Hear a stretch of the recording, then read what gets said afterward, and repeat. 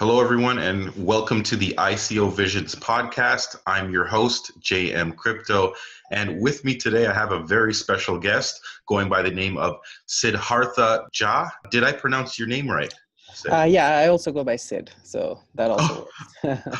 okay, fantastic, Sid. And he's actually the founder of Arbolcoin. Now, who is Siddhartha Jha, and what is Arbolcoin? Sure. Thank you for having me here. It's a pleasure to be on the podcast, and I'm very glad to have the opportunity to go over the project that me and my team have been working on. So as far as who am I? So I've been in finance for over 13 years now. I'm a Harvard graduate, applied math and statistics, and the first, uh, one third of my career was about interest rate markets, general global macroeconomic picture, and looking at a number of different markets such as mortgages, interest rates, municipal bonds. Mhm. And I'm the published author of a book on interest rates that has done quite well and is published in English and Mandarin, as well as teaching class at NYU as an adjunct faculty. About 8 years ago, I switched to commodities. I joined a startup hedge fund. It grew to, I was one of the first employees. It grew to managing 700 million. And subsequent to that, I launched an agriculture trading desk at an energy-focused commodity shop. So that one, managed about 200 million, trading global grains, livestock, and a number of the soft markets such as sugar and coffee. So I've been pretty active in the commodity space, both energy and agriculture, for a number of years now. And one of my sort of learnings from all these years talking to clients, traders, other corporates involved in the space was sort of the importance of weather risk and how difficult it is to manage that risk. There's very few good weather derivatives, and a lot of the contracts that trade on the market are centralized, like exchange markets in far off places. Like the biggest corn contract or the biggest wheat contracts are in Chicago.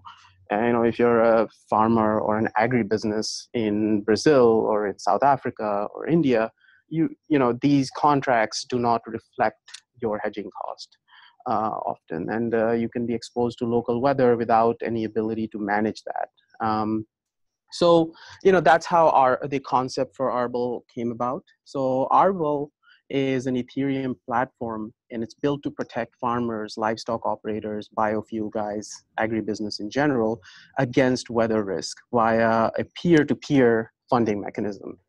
And so what Arbol does is it uses smart contracts and public weather API services to essentially read public weather data and make the appropriate payments based on how the weather realized. For example, if you're a farmer and you're worried about drought, you can get paid if the public rainfall data shows poor rainfall in your area. And this is all done automatically without any human intervention. And we feel that this is a great way to leverage both the decentralized nature of blockchain, the transparency, and the sort of automation through smart contracts, which we can get into in a little bit on the details. But I think it's a concept where the blockchain and smart contract solution is very much applicable and fits in very neatly to the problems that we face in the real world. And finally, for investors, because it is peer-to-peer, there peer-to-peer sort of trading systems like Lending Club in the US for making small loans has grown rapidly. And we feel that this is yet another area where investors can get uncorrelated returns. Essentially rainfall risk or temperature risk. It has much less correlation to traditional stock and bond markets, and it offers investors a way to earn extra income that is not so tied to the traditional markets, which is something, hedge funds and small investors and institutionals are always on the lookout for to diversify their portfolio. That sounds great. And I guess now, who thought of the actual idea, and how long have you been maybe working on the idea for? So this was my idea. Just from, as I said, from my experience in the space, being in commodities and markets for a while now, I have also, a general passion for development economics. And, I think that it is, living in the cities and stuff, we forget how much of the world's population is exposed to weather and how powerless they can often be to manage this risk. And, so the idea basically came about, I would say last year, and I've been working on it for like 5-6 months now in terms of the white paper, and we will have a product launch very shortly, probably within a week or so. So we want to, bring forward not just an idea white paper, but also an actual functioning product that can demonstrate this concept in action. Great, great. That sounds very interesting. Looking forward to seeing the product in action. That'll be Sure. quite exciting. And now you were mentioning that Arbol is an ERC20 token or Ethereum-based token. Yeah. So I can maybe get into a little bit of detail as to how the the system works. Sure. Essentially, what the platform uses are ERC 721 compliant tokens called weather immunity tokens. Mm-hmm. And so a farmer and an investor both place some amount of ether into this, into a smart contract, and they each receive this weather immunity token in exchange. And the smart contract essentially has, it's ERC 721. It has all the attributes you need to figure out who to get paid. So it will have stuff like, okay, if the rainfall is, 20% below normal in this region, and the farmer can choose all the weather stations they want, and it's all customized. And so, the token will check the public weather data and basically evaluate whether the investor or the farmer should get paid in this case. And when the contract is set up, a small fee is charged, and that can be either an Arbolcoin or an Ether. And for maximum flexibility, we chose to have it both either an Ether or an Arbol And this is sort of, we've gone inspired by the Binance model, where if you use their native coin, you get a discount on the fee, and that's what we will do as well. The Arbol itself is ERC20 token, and that can be used to pay fees on the network. So, either whether you pay an Ether or an Arbol you get a discount for using the native coin, but overall, that's the way the network is supposed to generate revenue. I can do a very quick, short example to make it really clear. Essentially, suppose you own a very large farm, say in Russia, and you have a wheat farm, and rainfall during May is very crucial. So what you can do is set up this weather immunity token on the platform, and you basically make a proposal and see if an investor will be willing to take the other side. So you could say, okay, if the May rainfall is 10% below normal, I want to get paid 1 Ether, and I want to put in 0.1 Ether into this smart contract. And so then an investor comes along and says, oh, okay, this is not bad. I think the chance of that low rainfall is pretty low. I will put the other 0.9 Ether. That will create the weather immunity token with 1 Ether in contract. And then when May comes around, the token will be, evaluating the public weather data from your choice of weather station. So the farmer can pick, whatever the local weather stations in his area are. We'll have all the maps and visualizations necessary for that. And then the payment will be made at the end of May. If the rainfall is good, the investor collects back the 1 Ether and basically made 0.1 Ether in income. If the rainfall was bad, the farmer gets the 1 Ether. So he paid only 1.1 and got a whole 1 Ether back. And that's the idea here. And, in conjunction with these very local contracts, very customized contracts, we will have more benchmark contracts. So that could be the whole wheat region of Russia or the US Corn Belt region. And these will be trading in like a more of a secondary market exchange type thing, where people can buy and sell the weather risk as they please. And this will be for, say, a bigger agribusiness, or if you want to take a view on a much bigger weather thing, for liquidity purposes. Your local contract is for customization of your farm, but the big contracts are for, I want to trade Brazil soybean weather, and it's liquid, and I can quickly get on a lot more risk. Great. And you guys are currently looking at, say, any potential partners? Yeah, so we've been in talks with a number of different, kind of industry guys. I mean, there's talking to weather companies that may provide more granular data. We're talking to guys like a company that like analyzes, wine vineyards out in Europe using, say, space data. And for those guys, they have a lot of connections in the wine industry. So we will try to essentially form partnerships in different crops in different regions, and a lot of these conversations have been great. There's a lot of good reception here, and I think that's how we are proceeding on the corporate partnership side. Great, great. And I guess now maybe you could describe some of your team members and their backgrounds. Maybe if there's any particular developers that you're working with, etc.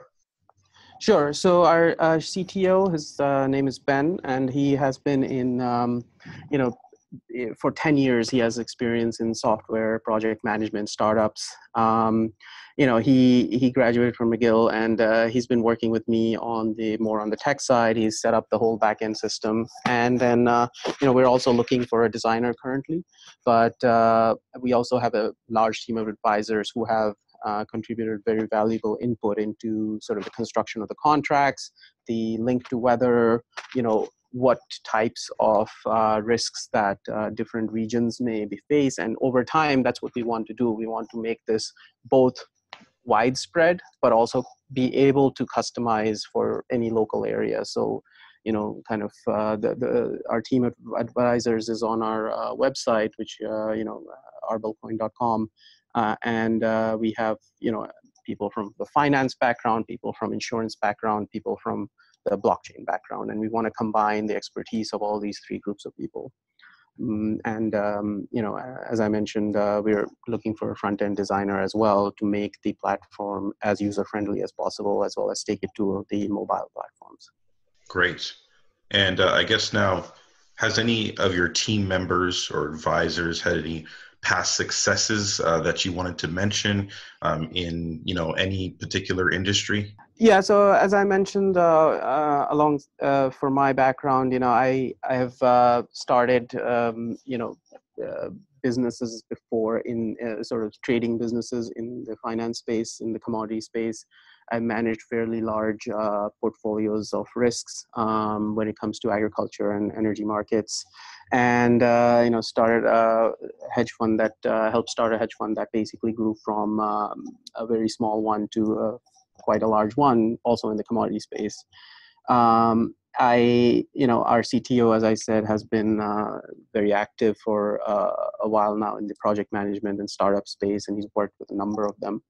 So it's, I think our team brings both the technical expertise and the deep industry experience. I've traded a number of these different contracts. I've worked with corporates and institutionals across the globe in the commodity space. And in terms of agriculture, I'm quite active in the sort of satellite agriculture mix as well. And the variety of experiences that our team brings is, I think, what is essential for success in a project like this, which needs to interface with a more traditional industry, as well as bring the latest and greatest from the blockchain side. Great, great. I guess now, do you happen to have any current competitors at this given moment?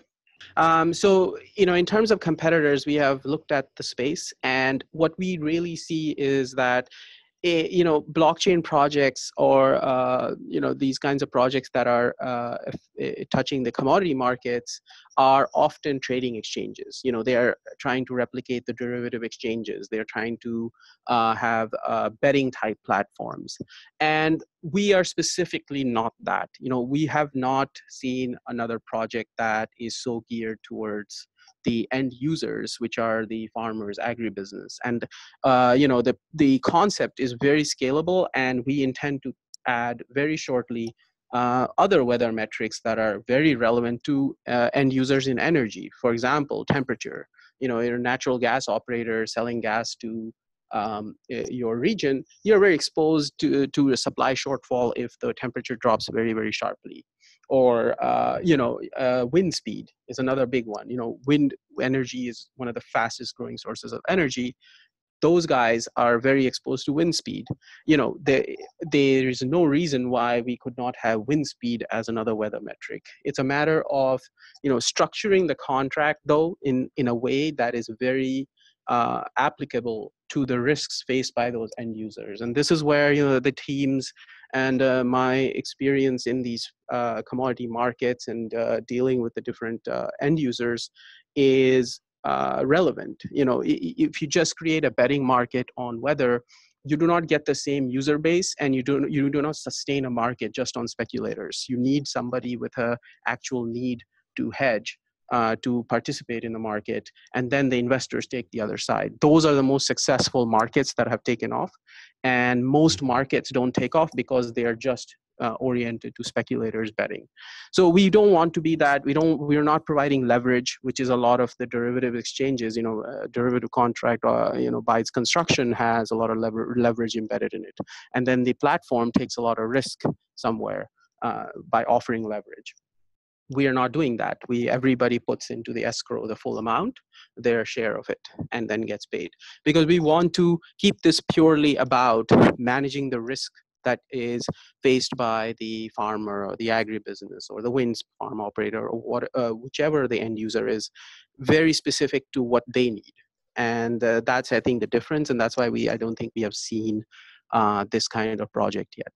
So we aim to keep at the supply at 100 million tokens. We're a couple of months away, I think, from the ICO stage, and we're still working out some of these details. Cool. But we would, we do want our founding team will have, fairly long lockups, and everything will be staggered in a way that, we want to make sure that, we have a stake in this for the long run, not just at till ICO time. Right. Also, to ask you, where do you see your project by the end of the year? Say in regards to the roadmap, if you want to talk about the product launch, anything that you might want to point out to our audience. Sure. So as I mentioned, within a week or two, we will have the first version of the product launch, happening, and the product launch will allow us to demonstrate, proposing contracts, accepting the contracts, how it would work, and be a functioning network. And I think that sets us apart from many sort of blockchain projects as well. We want this to be ready and going very, very shortly.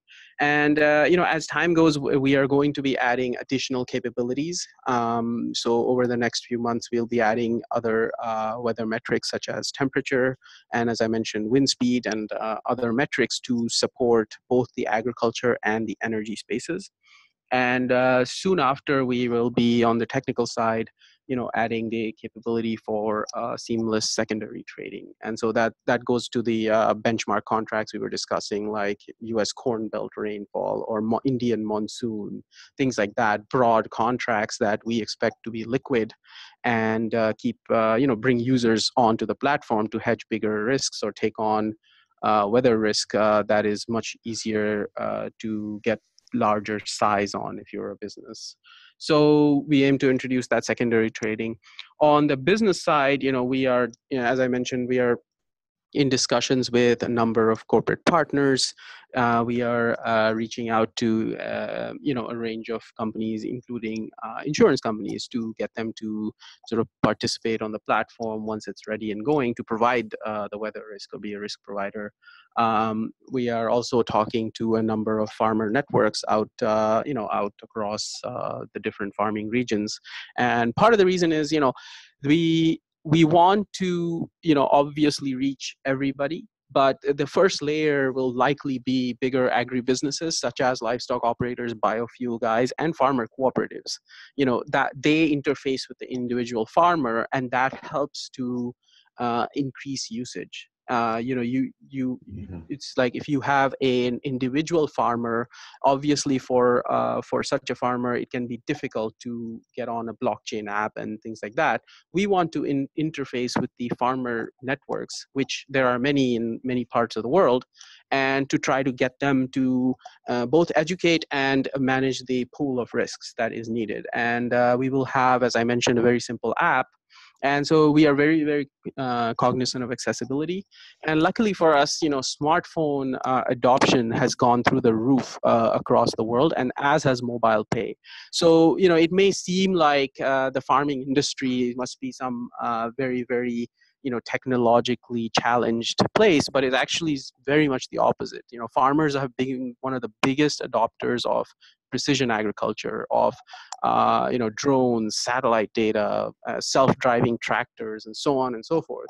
So I think for us, that's been a great inspiration, in the sense that they are actually very willing to take in new technologies. And so if we make the Right. interface simple and have it on a good mobile platform and easy to use, we think we can get to a lot of these farmers, while at the same time making sure that the platform is very palatable to bigger agri-businesses, which we think are going to be also very interested. And on that front, we are in talks with a bunch of them across, like, say, Brazil or Australia and the US and Europe. And what is the best way to get in touch with you or any member of the Arbolcoin team? So sure, the website is arbolcoin.com, and info@arbolcoin.com will reach the whole team. So we are happy to answer any questions, and please, I encourage everyone to reach out, and we want this project to be a success, and we are we'll be willing to explain any of the details that that is required. Fantastic. Well, definitely, it was a pleasure having you today, Sid. Thank Thank you you very much. for no problem, and thank you for giving us really a high level overview and helping to educate our viewers and bring more awareness to the Arbol project in general. And everyone, do check out arbolcoin.com. If you want to, you can certainly spell that out for everyone, just in case they happen to misspell. Sure. Arbol coin.com, and arbol, the Spanish word for tree. Great, great. Well, thanks for sharing this today and having you, Sid. Thank you very much, Jam. Thank you for having me on the podcast. Take care.